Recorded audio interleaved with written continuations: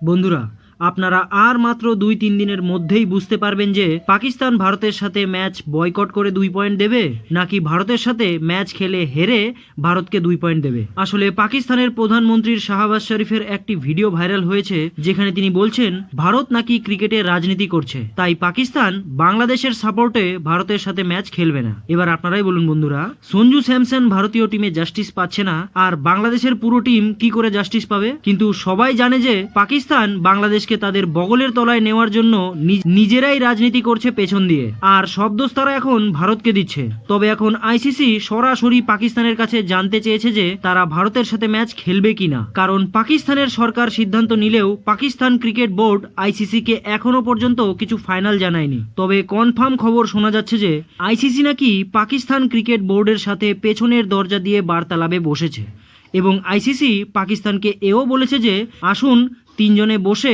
একটা মতামত নেওয়া যাবে। তবে আপনাদের এই ব্যাপারে কি বলার রয়েছে বন্ধুরা, নিচে কমেন্ট করে অবশ্যই জানাবেন।